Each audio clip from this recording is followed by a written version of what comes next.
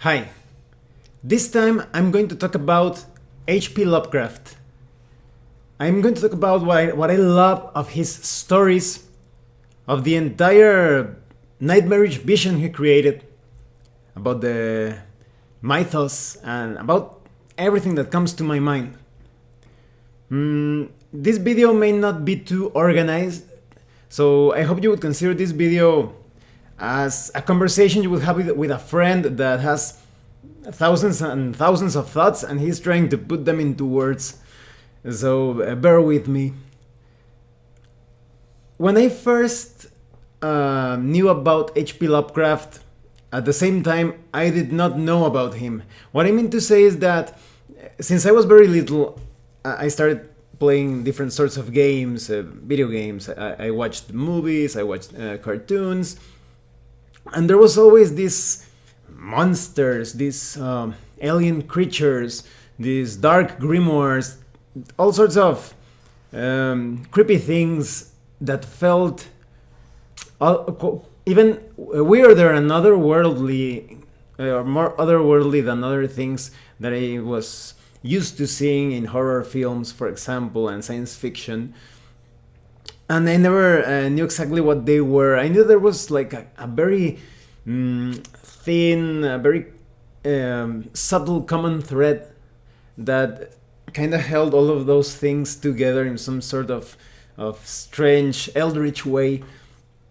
But I never knew exactly who was the inspiration for all of that, who started that entire, I guess you could call it a genre of weirdness. But eventually, when I was in my early teens, I started exploring different types of philosophies. I enjoy looking at all sorts of currents of thoughts and taking out that which isn't useful in my opinion and applying everything else that seems valuable. And one of the authors in my of the books that I read mentioned Lovecraft, and well, he mentioned how he created like this all sorts of weird gods and monsters and all sorts of horror stories that were quite unorthodox. So I started purchasing his books. I think I have. I'm just going to show you a few of my Lovecraftian books. This is probably, yes, this is it. This is the first book, the book that introduced me to H.P. Lovecraft. It's from Del Rey Books, Blood-Curdling Tales of Horror and the Macabre. So, as you can see, this is a collection of some of his best stories. And when I started reading them, it was pretty amazing. I didn't know somebody could write horror and or science horror or science fantasy in the way that Lovecraft did it. There's simply nothing like him. Many authors have tried to replicate his success, but they just come close to it in the best case scenario. Before we get deeper into what I like about the stories of H.P. Lovecraft, I'm going to talk a bit of his life, but it's just going to be a somewhat brief sharing of my thoughts of his biography, because there are many biographies out there of H.P. Lovecraft. That is, I have a lot of books. These are some of them, and mostly Del Rey. I really like these editions, and these books always share a bit of his story. I have some others like The Road to Madness, Tales of the Cthulhu Mythos, and this one contains tales from other authors as well. Those that were inspired by Lovecraft were officially and unofficially his disciples.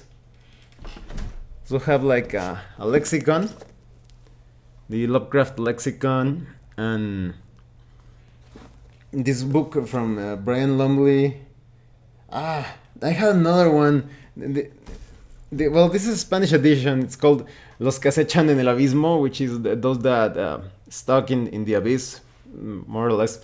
And I had another one that contained the essay of of Lovecraft. That was also in Spanish of his thoughts on how he created his stories.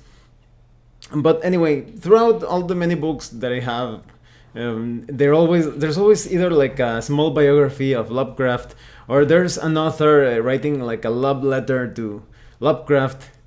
Lovecraft seems to inspire a lot of things in many different people and authors. Of course, they're even the most, let's say, what would you call them, elitist authors of horror and science fiction. Even though they scoff at Lovecraft's writing style and such, like, oh, he's such has such an amateurish writing style and all that, they still act all let's say all tsundere or like love and hate towards him, because they're kind of like, oh, Lovecraft, no, he has no style. And then they're like, but I wouldn't mind reading his stories every now and then. So they're kind of like that. Everybody has like a very strong opinion of Lovecraft. People either love him or hate him, or both. I haven't met too many people who have an indifferent attitude towards him. And Lovecraft's life was somewhat miserable. He had some very interesting and positive aspects to his life as well. So, for example, he met some remarkable individuals like Harry Houdini, maybe not face to face, through his letters mostly, and Robert E. Howard, the author of Conan the Barbarian, of course. But for the most part, Lovecraft seems like a victim of his own obsession and his quirkiness. And I think that's why so many geeks relate to H.P. Lovecraft, because we see in H.P. Lovecraft some aspects of our own personality, of liking the unusual, of feeling like outsiders. And this is a pretty old tale. There are many authors who have said that. I think Anne Rice also mentioned that she also felt like an outsider, and I don't remember if Clive Barker and Neil Gaiman probably. I'm not quite sure, but there are many authors that always say that oh, we relate to H.P. Lovecraft because he had such an unusual personality. So as you read Lovecraft's life and you see all his issues with his mother and his aunts, his sort of like a dependency of how he never separated from particular aspect of his life, never tried to live his life differently. You see all of those things that affect different people, not in that same degree probably, but that felt like there was some sort of what would you call it, alienation to it. Because, for example, in tabletop role-playing games, there are many cases in which you like certain games or whatever, and there are no RPG groups in your city, and you have to like struggle to get some people interested in what you like. And like there's a barrier of communication, because remember back then, for those that are younger, there was no internet, so it was somewhat difficult in some places if you liked science fiction and horror and fantasy and such. Depending on the place that you live, sometimes it was quite impossible to communicate with people. So and for example, I live in Mexico, and back then it was pretty impossible to communicate with anyone if you had like a niche area of interest. And so there was always like a barrier of communication. And I've spoken to other people, and there were periods in their lives where it was quite difficult for them to communicate with others. And I think that in Lovecraft's biography, you can see that sense of isolation and how it reflects on his stories, and somewhat sweet and sourly. Maybe it's that thing that made them so unique. So H.P. Lovecraft in a way took all of those quirky and loner aspects of his life and used that to shape these incredible stories. So now let's talk about some of the things that I enjoy of his stories. Well, first of all, the locations. The locations are amazing, and they always leave you wanting more. It's not unusual for different stories and tales that have to do with a special, like some kind of forgotten temple or some caves or some crypts, etc. And the main characters do not go do not fully explore these areas, these locations.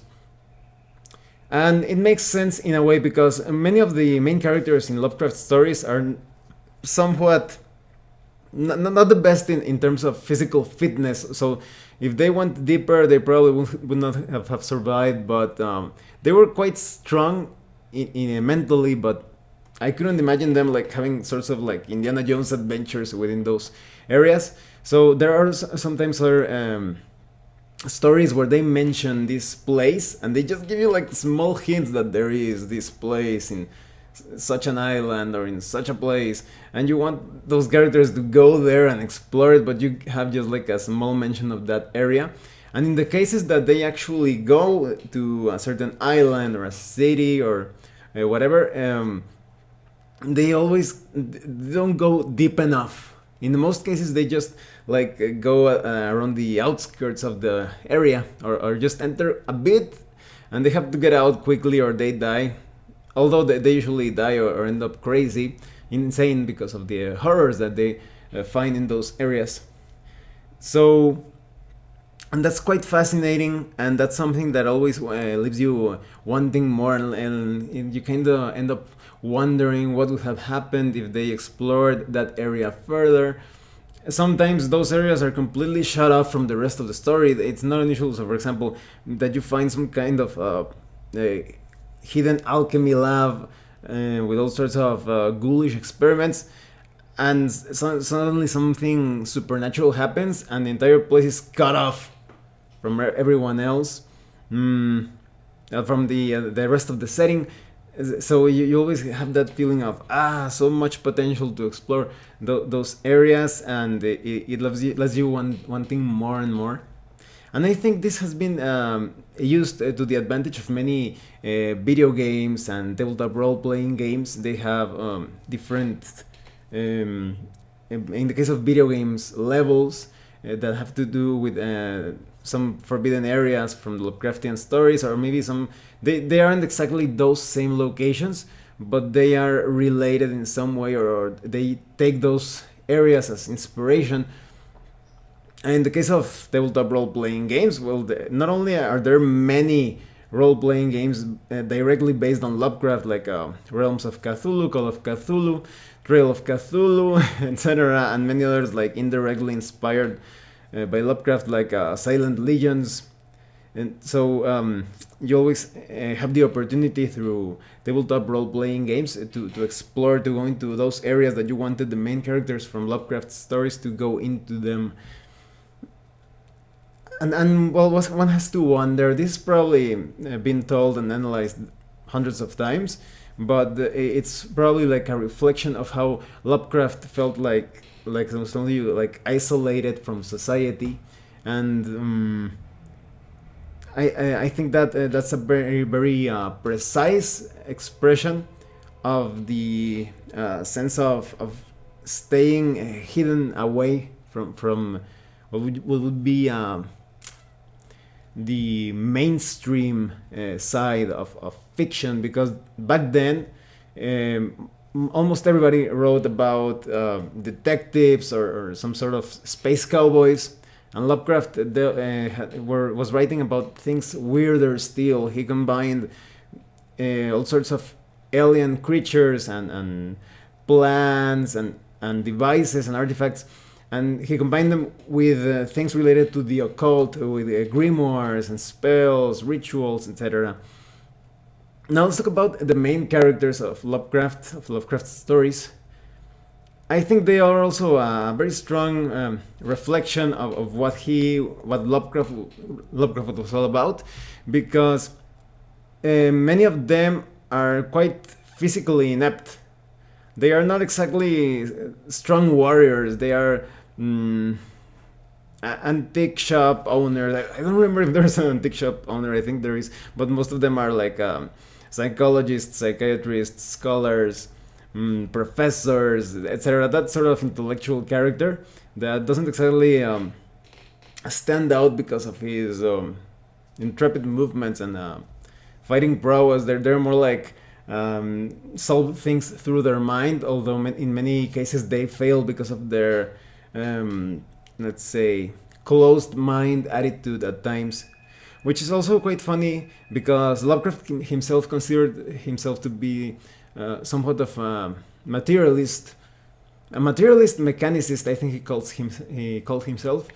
So many of his characters actually suffer in some stories because of that attitude when they face these beings from other dimensions and these concepts of magic and such. And so those characters, in fact, actually work pretty well for those horrifying stories because they are quite vulnerable and easy to kill. They are the embodiment of the squishy human concept, and they are always facing off against these. They're pretty much alien deities, and they're just so hugely cosmic. They're just so big of a threat that those characters, for most part, seem like they cannot stand a chance against them. I think that's part of the horror of H.P. Lovecraft, that those terrible beings and threats represent a sort of like a reflection of our own problems or anything that we want to tackle in life. So Lovecraft's constantly describing these things with many adjectives that don't really describe in a precise manner those monsters, those creatures. He's going to be telling you something like, "Oh, this cyclopean creature of eldritch horror, this blasphemous being from unnamed places beyond time and space." So he's always saying those things, but he never tells you exactly what that creature is. Only at the very end of the book you kind of get like a general idea of what that entity is all about. But in the meantime, while he's describing those terrifying things, I think you subconsciously project many of your fears of different problems and threats, and you start creating all those crazy images. And this is a classic thing of horror, that you suspense makes you believe that the threat, the monster, etc. is actually far worse than what he actually is, or it actually is. But Lovecraft seems like a master of that. Now, another thing that I really like about the stories of Lovecraft is that he there's really not a strong definition of what is magical and what is scientific. Sometimes logic does not apply to his stories, and you're not exactly sure if some of those monsters and entities are things that would be considered like immaterial or from another dimension, or that they are somewhat physical. So you're always left wondering, and you can never really tell what exactly they are. You can predict some of Lovecraft's stories of how they are going to proceed, because it's usually like a very subtle thing. Like you have, like, even he explains it in one of his essays of horror. He has like a major threat, and everything almost spins around that central threat or horror or point of madness. So the main character receives some very subtle and not as easy to perceive clues that draws that character deeper and deeper into the story. So it feels like a vortex effect, so to speak, that you start to get your mind gets into a spiral of sorts that eventually ends up into the main source of the horror. So it's not surprised that Lovecraft serves as inspiration, that even after his death, many years after his demise, because he died pretty young, it was quite an untimely death. And his stories still inspire us. I'm going to put a link in the description below to the H.P. Lovecraft Historical Society. They sell some pretty cool things there. Radio shows, the Dark Adventure Radio Theater, and some DVDs as well. And I've enjoyed all of the purchases that he made there. They're quite amazing.